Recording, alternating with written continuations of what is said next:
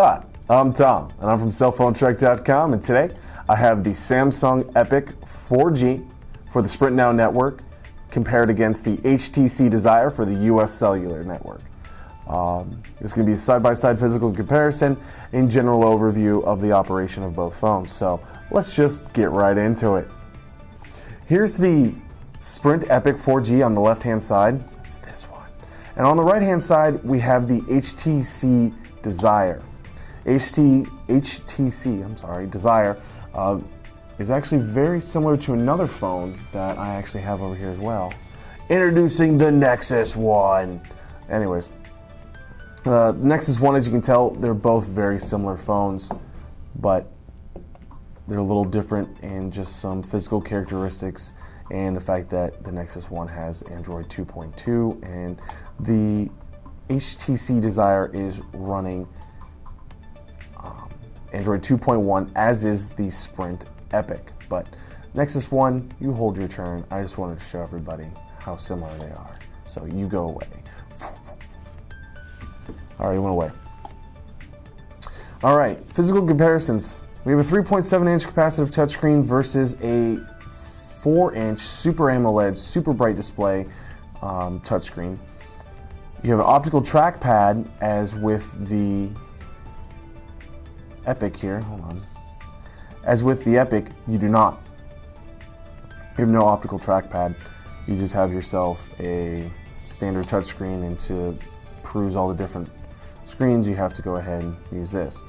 Both have 7 home screens, so that's pretty nice. I have a full 5-line slider QWERTY keyboard, and with the Desire, you only have the phone. It doesn't slide out, doesn't do anything, it just sits there and looks nice and shoots little light beams everywhere. The Epic, again, let's go into the back of the phone, has a 5-megapixel autofocus camera with single LED flash, as well does the Desire. The Desire has a 5-megapixel autofocus camera with single LED flash. They both have a dedicated camera key. Well, no, actually I take that back. The Epic has a dedicated camera key, however, the Desire lacks the dedicated camera key. When taking a photo, you put your finger over the optical trackpad and then click forward. Now when you are holding your phone like this and you click forward, you get this little kick right here. When you get that kick, you can end up blurring your photos a little bit, that I've noticed with some up-close photos I was taking. Now when you have the Epic and you're holding it down, you hold the phone really tight with your left, and then you can just click right here. And there is movement, don't get me wrong, but I've found in trials that it wasn't as severe. Now the Desire is obviously a little bit smaller, and I'll do it like this, is a little bit smaller, but basically not by much. When you actually line the two phones up, you have maybe half a fingertip's worth of difference. So they're about the same length. However, the thickness is, quite obvious to see with a full 5-line slide-out QWERTY keyboard. It is much, much thicker towards the Epic. Now, let's go ahead and show you guys some of the different things that we have here. And we're running Sense UI, and this is TouchWiz 3.0, or actually a variation of Samsung's TouchWiz. It's not 3.0, it's a variation of it. And both have social media connections, both have Twitter, Friendstream, everything like that. You do have swipe technology for texting, and let me show you that. I'm going to show you the keyboard here, and mail, internet messages. Here you go. And messaging, new message, basically the same. Now, type to compose. We'll type this is a test. Now with this, you don't have swipe. Now swipe is on the Android market and downloadable, However, we haven't done that for this, but stock-wise, we're just comparing the phones stock-wise. You know, you have this type to compose. This is a test. So again, very simple, very basic. Definitely have to give them kudos here. It's hard to see without zooming in too far. Let me see if I can get this. The fact that your numbers are overlaid and symbols are overlaid on top of the keypads is a very big thing. Motorola does not do this. They do not overlay keys.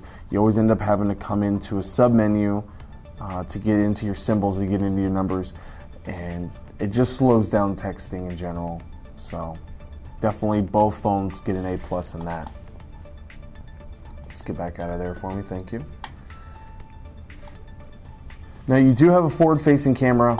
You can video chat, so obviously, but they both have a nice 5 megapixel autofocus camera with single LED flash.